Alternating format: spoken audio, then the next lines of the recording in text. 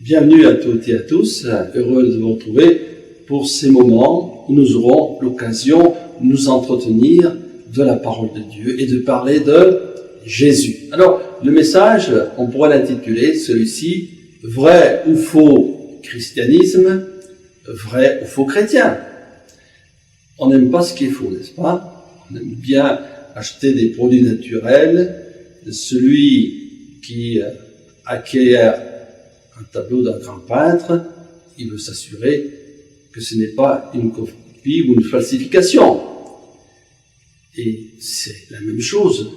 Et surtout dans le domaine spirituel, où il y a tant de doctrines, de religions, certes, nous sommes libres de penser et de choisir ce que bon nous semble. Cependant, la Bible nous dit qu'il y a un seul Seigneur et un seul Sauveur. S'il y a une multitude de religions, il est bon d'examiner de quelle manière nous pouvons avoir la certitude d'être sauvés. Et pour illustrer ce message, j'ai pensé à deux personnages, les disciples de Jésus. Jésus, dès le début de son ministère, a eu à cœur de s'entourer d'une équipe. Effectivement, ils étaient 12, ses disciples. Et il a passé là une nuit de prière pour avoir la certitude que c'était bien eux qu'il fallait choisir. Et si vous lisez l'évangile de Matthieu au chapitre 10, vous avez la liste de ces 12 disciples. Le premier nommé, c'est l'apôtre Pierre, le dernier, l'apôtre Judas. Et s'ils sont dans cet ordre, c'est qu'il y a une raison particulière. L'apôtre Pierre, c'était l'homme courageux qui prenait position, qui exerçait la foi aussi. Quand Jésus a marché sur les eaux, Pierre aussi, il a marché. Quand le Christ a demandé « Qui dit-on que je suis ?» l'apôtre Pierre, « Tu es le Christ, le Fils du Dieu vivant. » Mais il a eu aussi ses lacunes, il a renié son maître, nous le verrons plus tard. Donc Judas, qui est appelé le traître, celui qui a livré Jésus et le fils de la perdition, il a été au même rang que les autres. Dès le début de son ministère, Jésus a donné un pouvoir à ses disciples. Il pouvait guérir les malades, ressusciter les morts, guérir les lépreux, les purifier et chasser les démons.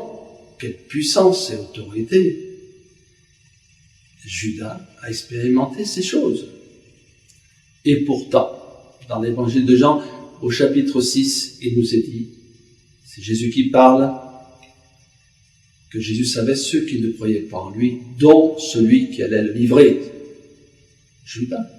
Judas ne croyait pas en Jésus.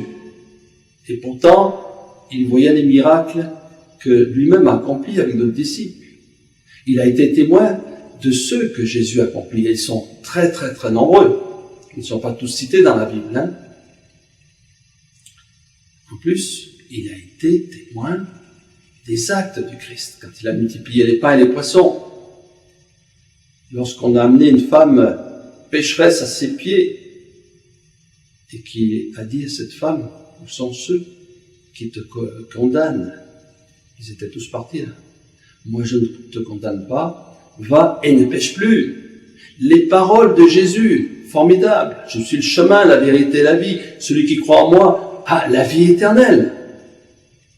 Les paraboles du fils prodigue, du riche et de Lazare, de la brebis perdue et bien d'autres. Tout cela, les disciples l'ont vu et entendu. Judas avait tous les éléments pour croire, puisqu'on dit couramment que si on ne voit pas, on ne croit pas. Eh bien, Judas, il a vu, mais il n'a pas cru. Pourquoi? Parce que croire, c'est aimer. Croire, c'est ouvrir son cœur. C'est pas intellectuellement. Ne pas confondre la connaissance et la foi. La connaissance qui est une adhésion à quelques vérités. Si je lis le livre d'histoire, je vais accepter que Napoléon existait et bien d'autres personnages qui illustrent notre passé. Croire, c'est adhérer avec son cœur. Voilà la nuance et la différence. Judas, nous allons le retrouver au jardin de Gethsémani, quelques heures là, avant l'arrestation de Jésus. Judas, il s'en va. Il va parler aux hommes religieux qui vont lui donner 30 pièces d'argent. Et c'est là qu'on découvre pleinement le point faible de Judas, l'amour de l'argent. Il est dit que l'amour de l'argent est la racine de tous les maux, que les cupides, les voleurs, n'hériteront pas le royaume des cieux. Judas, il pensait qu'à ça. Il était tenu par ça. Et quand Jésus a dit à ses disciples plusieurs fois, il leur a expliqué qu'il serait arrêté, qu'il serait condamné, mais ça non, il n'y a pas prêté attention. Et vous savez, lorsqu'on est pris dans les passions, on n'entend pas ce qu'on nous dit autour de nous. On nous donne des conseils. Certains nous témoignent de leur foi, c'est des chrétiens, et il nous arrive de ne pas les écouter. Et pourtant, c'est intéressant ce qu'ils vous disent. Ils ont vécu, beaucoup de ces chrétiens, des expériences réelles, glorieuses, qui pourraient vous aider. Le péché, c'est comme une spirale qui nous attire vers le bas, vers les ténèbres. L'angoisse, la peur, et la mort spirituelle, la séparation avec Dieu. Donc c'est ce soir-là où Jésus priait dans ce jardin de Gethsémani. Judas, escorté par les hommes religieux et une cohorte de soldats qui avaient leurs flambeaux, ça devait être une lumière qui se déplaçait ainsi dans la nuit. Jésus les a vus de loin, il ne s'est pas dérobé. Quand Judas s'est approché de Jésus, il l'a embrassé. Cela prouve que Jésus aime autant Judas que les autres. C'est Judas qui n'aimait pas le Christ. Judas avait la possibilité d'être délivré de cette passion si simplement il avait mis sa confiance en Christ. Et ainsi, Jésus va être arrêté. Judas va se rendre compte de son erreur. Il dit qu'il a eu des remords. Qu'est-ce qu'il a fait? Il s'est pendu. C'est pas la solution. Lorsqu'on a une vraie repentance, on ne parvient pas au suicide. Le suicide est condamné par Dieu. Au contraire, on désire connaître la véritable vie. On a connu une vie peut-être de péché, de débauche, en s'approchant de Dieu. C'est la vie véritable. La paix, la joie, la liberté, l'espérance de la vie éternelle. Prenez le cas de Pierre.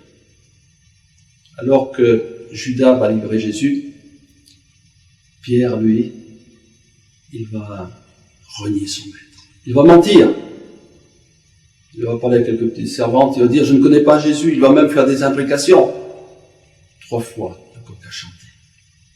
Et Pierre, il a pleuré amèrement. Il a pleuré parce qu'il s'est rendu compte qu'il a trahi son maître, qu'il aimait. Et ce que Dieu veut, c'est que nous nous repentions de nos péchés. Que nous réalisions que nos péchés, non seulement nous font du mal, nous attirent de plus en plus vers le bas, mais sont une offense à Dieu, sont une tristesse pour notre Créateur, qui nous a donné le souffle de vie, et tous les éléments afin que nous soyons heureux et heureuses. Nous avons aujourd'hui encore, et c'est la bonne nouvelle de l'Évangile, la possibilité de nous tourner vers le Christ. Il est mort, c'est vrai, il est ressuscité, monté au ciel, assis à la droite de Dieu. Et tous ceux qui mettent leur foi en lui peuvent recevoir le pardon de leurs péchés.